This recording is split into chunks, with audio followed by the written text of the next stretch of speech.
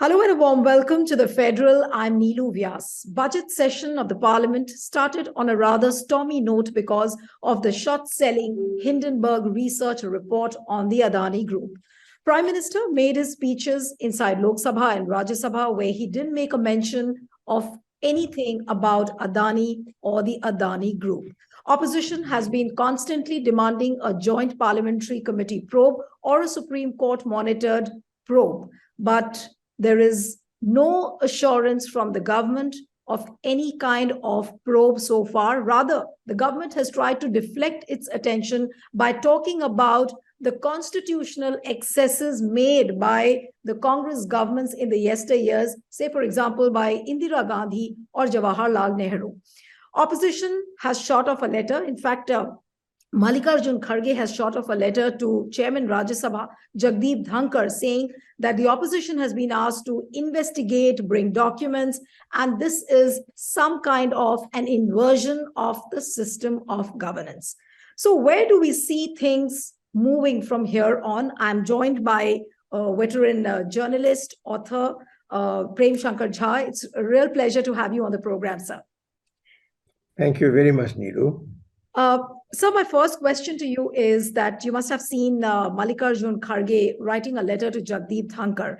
And what he has pointed out is that this is some kind of an inversion of the system of governance where the onus is now put on the opposition. That, okay, if you're raising an issue, you bring the documents, you try and prove it, and then probably the government will think over.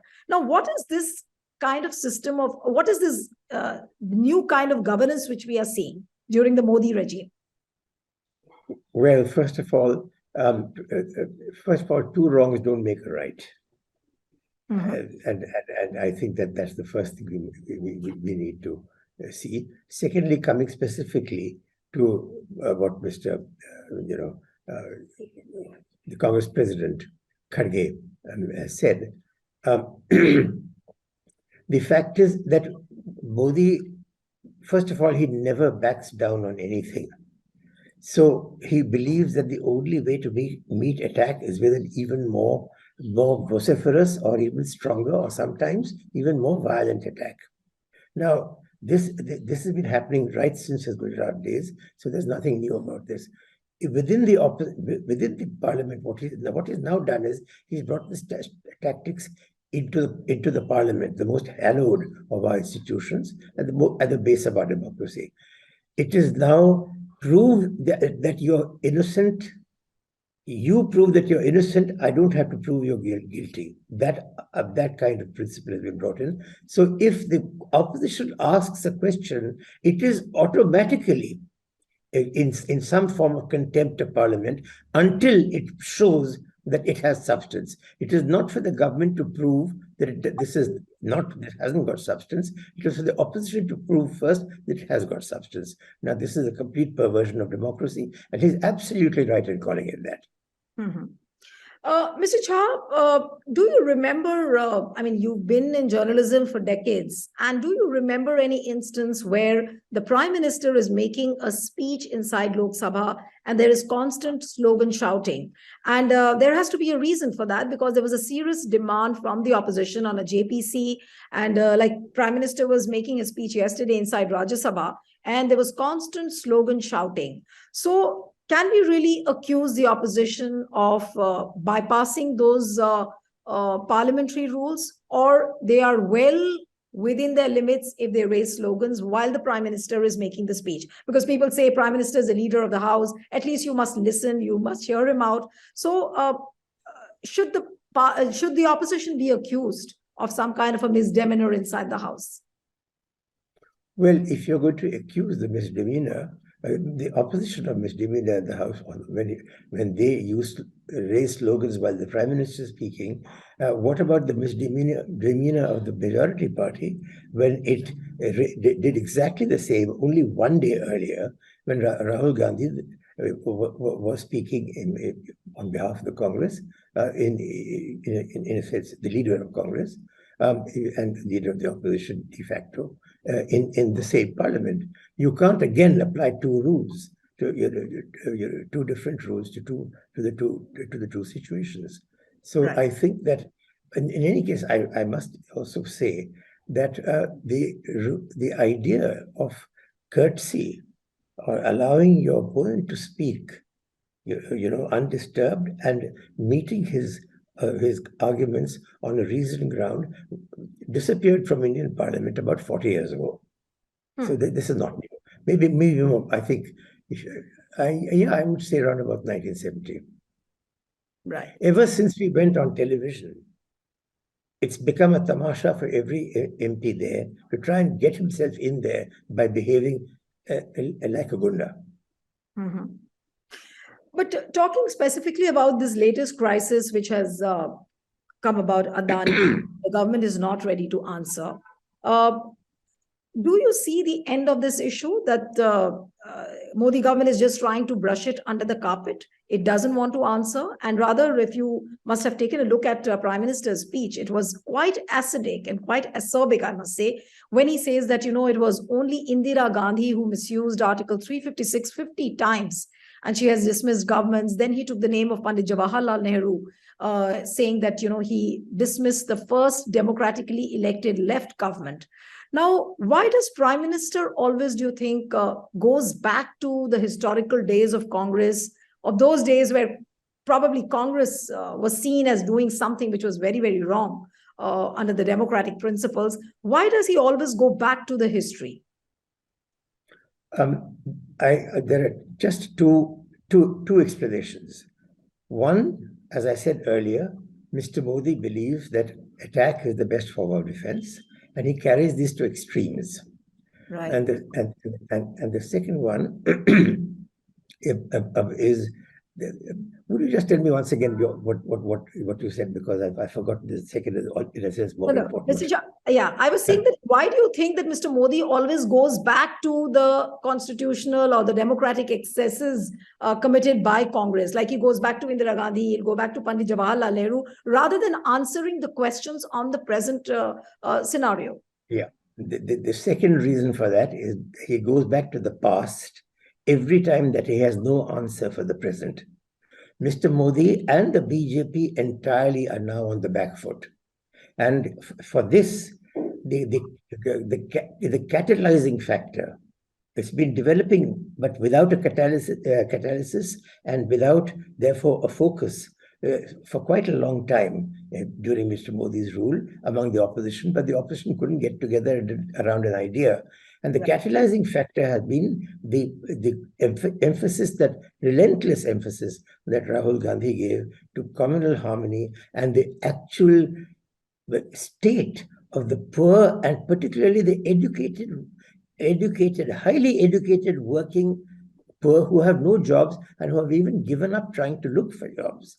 Neelu, I don't know whether you know this, that the proportion of the labor force between 16 and 60 that is looking for jobs has gone down from 63%.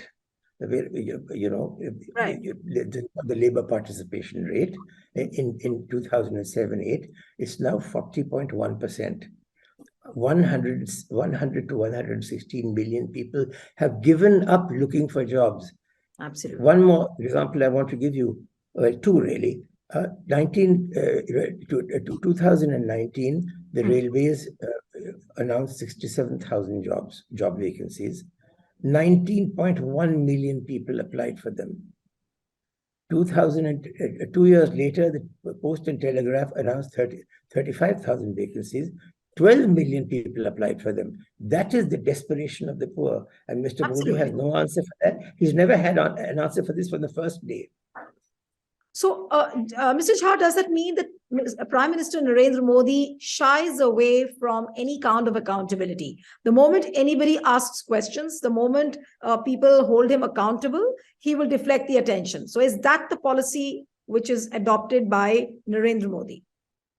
That is what I called attack is the best form of defense, because that in Mr. Modi's case, it has always had a very personal tinge ever since the Ahmedabad riots.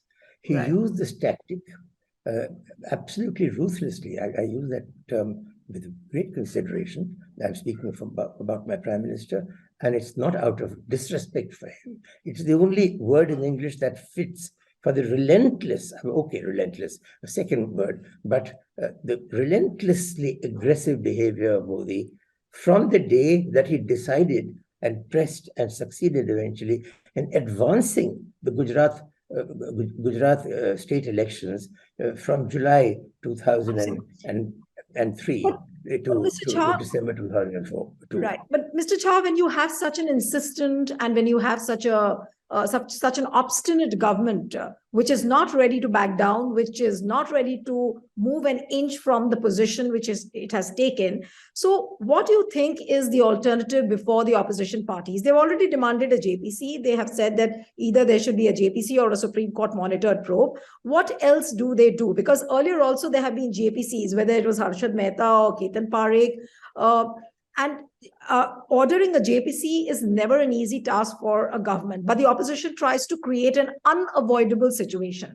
Now, how will the opposition in the present scenario create that unavoidable situation so that the government backs down? What are the alternatives before the opposition parties now? Quite frankly, I think with the kind of majority that Modi has now, the answer is none. The answer to this lies outside Parliament. It lies in the ultimate thing, an appeal to the people. It lies in the next election, which is only 14 months away. If the opposition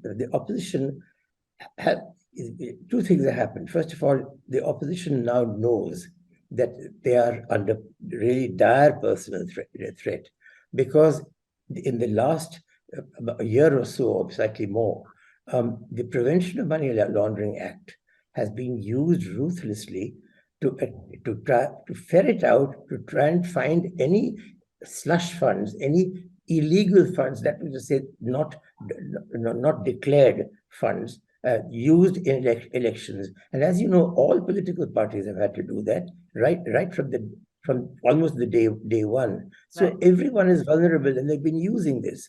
Now the question is, there was a kind of an agreement, gentleman's agreement before that, because we all do this, we won't talk about this. Mr. Modi has turned it into a tool. It's a tool against Parliament. Therefore, the answer to this also lies in elections to change the Parliament. And the opposition has now got a real fear, and Rahul Gandhi has given them an objective. The two have to be combined in the next 1 year, and very, very soon.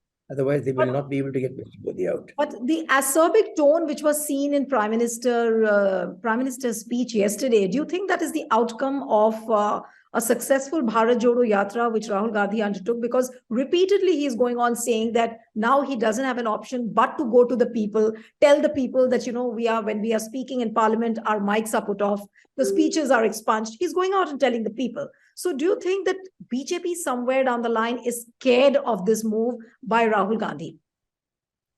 I would say most definitely, not only scared of that, but also the fact today that the Sarsang Chalak of the RSS has been relentlessly saying that Mr. Modi has gone too far. He has been saying that the Muslims are a part of us. वो हमारे ही संस्कृति के हैं.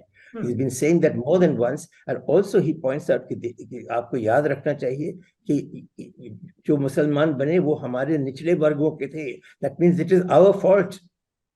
Mr. Modi has not even touched the question of caste in anything he has done, because basically he is absolutely wedded to the use of the upper castes to come to power. Right. But talking about Rahul Gandhi, I mean, the way he's making speeches now, his image has transformed, especially after the Bharat Jodo Yatra. Do you think that he's ready to counter Narendra Modi for 2024? Or if I may say, or put it in the other way, that is Rahul ready for Modi now? Rahul, look, there are two ways of interpreting what you asked me. One, is Rahul now a mature politician able to stand up to Modi? Answer is yes and more. He wasn't until this yatra, although I think that the Rahul Gandhi we're seeing today was incubating for a long time. And one of the reasons for his reluctance to be a functionary of the Congress, even as president, was because it interfered with this this emergence from inside of, I think, a truly admirable man. Right. You know, the Bharat Jodo Yatra, which I watched on on television day after day almost, and heard his speeches, has been an extraordinary thing, because it's not merely that he's been idealistic, but he's refused to be provoked by anybody. He just couldn't be bothered by the provocations because his aim was so clear. That idealism, that idea that the poor, there are two basic ideas in this. One is we've got to do something about the poor, the unemployed. India is in a terrible plight and no one's doing anything about it. Income differentials are widening rapidly. And there is a result of this, and government has gone increasingly into the hands of the richest and the most insensitive, politically insensitive people in the country. And the second one is communal harmony, which has been the very essence of dharma, not even of Hinduism. Hinduism came in the word came only in the 13th century AD. Right. Dharma is our real dharma, real religion. That the essence of dharma, which is also encapsulated in the Deen Ilahi of Akbar, this is being destroyed. Right. We have lived as brothers. I have friends in Pakistan. I lodge with an ex-Pakistani American in Cambridge, in Harvard, when I go there every year, and they say exactly the same thing. Mr. Shah, coming back to the Congress, do you think that Congress can really capitalize on this sentiment which has got generated after the Bharat Jodo Yatra? Can it reap electoral benefits for the party? Or you feel that the onus now has shifted from Rahul Gandhi to the organizational functioning of the Congress, whereas the responsibility now lies with Kharge ji and his team, how it functions? I think if the Congress, if a fresh group of sycophants emerges, which tries to around anybody in Congress who says that yes, we will join to fight, but Congress must be the leader, or Rahul Gandhi must be our prime minister, or Kharge must be our prime minister. You do that, and Modi will win the next election. BJP will win the next election again. If the essence of a successful coalition will be if the issue of leadership is left till after the election is over. If you get a majority, then the parliamentary majority sits down and they vote. Now, the only two times that a non-Congress government has come to power, it's 3 times really, but the third time was only for 16 days, which was after Narasimha Rao. In 1989, and then what do you call it? 1989 was one, and I'm trying to think of the second one. Doesn't matter. The issue is that yes, the United Left Front in 1994, they had no leader. Right. They came as a group of parties. The third front was a front. And it was only after the front, to their own surprise, were asked to form the government, that they started looking for a prime minister and candidate. And to avoid conflict, they brought Deve Gowda from Karnataka to leaving his chief ministership. And Deve Gowda said, I'm coming for only 1 year, because Karnataka is my base. In exactly 1 year, he set things right. In the Gujarat became by consensus the prime minister. Deve Gowda went back to Karnataka. Now, this is the way that you will have to go if you want to come to power. The opposition must be formed unity around issues and ideals, and the remaking or the restoring of cleanliness and purity. Absolutely. And idealism. But Mr. Jha, the churnings for 2024, the political churning has already begun. But which way do you think is the road moving? Do we see it more as an invincibility of Narendra Modi or the BJP government? Or do you see this as a positive shift for the opposition parties, that opposition has got its act together, but at the same time, we see them intimidated? Many opposition leaders, when you speak to them off the record, they say that no, there's always a fear of ED or CBI putting raids on them. So, that fear is also lurking around. So how does the opposition come together to defeat the BJP force? Well, first and foremost, I think it's important to save democracy. First objective. And the second, after that, is to cleanse democracy and to revivify the ideals of government with which we began. saving democracy would probably get achieved if in the next election, the opposition is able to get enough seats so that the BJP is denied an absolute majority. If BJP has to form a coalition with other parties, then the one day danger that we've been facing so far, which has already begun with the change of various laws, the UAPA, the what do you call it, and then the terrorism laws and the NCR, etc. All that we've seen, but all these laws have been changing in order to make it possible. And then, of course, the money laundering and PMLA. If you take all those together, what they amount to is the total destruction of habeas corpus, which is the base of democracy. It comes even before the formation of parliament. Right. It is that basic. But now, this will. Let me just finish. This will happen if there is an absolute majority for the BJP. I personally don't believe that it's possible any longer for Mr. Modi to get that majority in the next election. So for Rahul Gandhi, in a sense, unless the opposition does something really truly idiotic, Rahul Gandhi may have already, you use the litmus paper, given the litmus paper required to make this happen, enough of opposition unity around ideas and ideals. The second thing is that if you want to go beyond that and you want to win, there is a possibility, but I think that it's rather an outside possibility at the moment. However, they still have about 6-8 months in which to come together and create that program, which then will need to go out and be absorbed by the population. And this is in the face of a media which actually does not allow it to happen. Right. But Mr. Jha, I'm also surprised many times that the kind of issues which make resonance with the people, and if the majority of the people are voting for BJP, opposition tries to raise issues like inflation, price rise, but then you have BJP, or rather Narendra Modi, who's whipping up emotions, who's mobilizing passions. Yesterday also, if you look at the speech and day before in Lok Sabha, his goalpost has completely shifted. He's talking about a distant dream of 2047. And he's saying that now this is our new sankalp, this is a new commitment. Now nobody knows what is going to happen over the next 30-35 years. But he has already shifted his goalposts that, look, we are there till 2047. At least that's what the message he seems to be giving out. Now, people, do you think that people will really vote for the opposition parties who are raising issues like inflation, price rise? Does it really matter to the people anymore? Have you talked to a poor person that you're asking this question? I do all the time. I won't even do you the honor, or your viewers the honor of answering this question. Tell them to go out in the streets and look for themselves. I have people who work in my house, sort of daily workers who various things,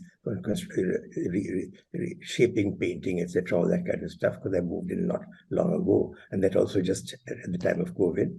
And I talk to them all the time. And it's terrifying. And I gave you the figures. 116 million people have given up looking for jobs. How are they surviving? This is the question you have to ask. They're surviving off the already minimal amount of income that was being earned by their families from farm work and sort of odd jobs before that. Now, the question is this: in this situation, it is the central issue is the economy, is jobs, and a government that is not prepared to do this. Mr. Modi is talking about all the things he's done for them. Then he's created a number of entitlements, but you don't get those entitlements if you don't have some kind of a job. It's okay for the entitlements, but you will not survive on them. Do you know that the 16% of the population are now internationally classified in India as poor? But you know the definition of poverty? An income of 5,000 rupees a month or less. How many people, I ask you, can live on 5,000 rupees a month, even in the deepest villages? Absolutely. Almost none. But Mr. Jha, when you ask the government, the ministers, they would. This is for family, not for individual, by the way. No, Sorry, but Jha, this is for family. But the government starts recounting its achievements that, हमने इतने सारे घर बनाए, हमने इतने सारे नल लगाए, we are giving free rations. So what you were saying, that these are entitlements and entitlements don't get a job. But then the government always tries to answer this through its beneficiary schemes, the Labharti politics, which is indulging in. This is it. This is the giveaway, creating entitlements and then saying, okay, even if we can't give it to you now, your entitlement is there. We promise we'll give it to you in the future, so therefore vote for us. Right. This is the technique that has been used. And let us be fair to Mr. Modi. He has delivered on quite a lot of this. In fact, much of the popularity which brought him back, increased popularity in 2019 was because of this. The vote, by the way, it never got a majority. It never got beyond 36 point something percent. But still, the jump was 7% between two elections, which is almost unprecedented. So therefore, I think that he has already done quite a lot. But this will not get him any further. And in the meantime, his other economic policies, or lack thereof, have created more and more misery. And that is what Mr. Rahul Gandhi is pointing to, and the opposition needs between now and the next few months to give a concrete program that people will believe in. Because remember, Mr. Modi promised 2 million jobs a year, when he came, 20 lakh jobs, and he didn't deliver anything, nothing. In fact, the job situation got steadily worse. So people need to be convinced by things that you say you will do, which make sense to them. And that's quite a big task. And this is what they should get together on. Absolutely. So one last question before we wind up the interview. So do you see the Modi force weakening in any form before 2024? Because people do talk about the growth story of India. People talk about the growth story of Narendra Modi, his invincibility. But do you see the weakening of this force at all? This people talk about is precisely what Mr. Modi has been aiming at through the biggest self-advertisement campaign the world has ever known. There's not a single campaign, not a single thing that he does which doesn't have his picture on it. He's all the time traveling, he's always talking, and he's only talking about the things he will do. And he keeps very quiet when there's something where there's even a possibility that to gain something, he'll have to step backwards personally. Either he tries to get his subordinates to do it, or he just ignores it and nothing happens. Look at the India-China situation. The confrontation began almost certainly because of this, and it continued because Mr. Modi never talked to Deng Xiaoping. But Mr. Jha, there's another accusation. There's I've got it wrong by 2 decades. There's another accusation which is often leveled against the Modi government that, how the institutions have got compromised. And now we see international pressure now building up. Like the BBC documentary, which recently came out on the Godhra riots, on the role of Narendra Modi. Then you have this Hindenburg report, which of course is a short seller report. And we can't say outrightly that this is a fraud against India's growth story. But then somewhere down the line, internationally, do you think that these institutions now will start questioning Modi's image? These institutions are already doing so. And actually, if you see, particularly international criticism of this kind, first, if it's gone beyond the human rights organizations like Human Rights Watch or Amnesty, it is now in governments, or it's on a quasi-government level now, which is much more serious. And Mr. Modi knows this. He's on the defensive. But the point that you need to understand about Mr. Modi is that his defensiveness reveals itself with ever-increasing aggression. Yeah. Okay, always a pleasure having you, sir, on the program. And one appeal to the viewers, share this video as widely as you can. Send us your feedback and stay tuned to The Federal. Thank you so much, Mr. Jha, for joining.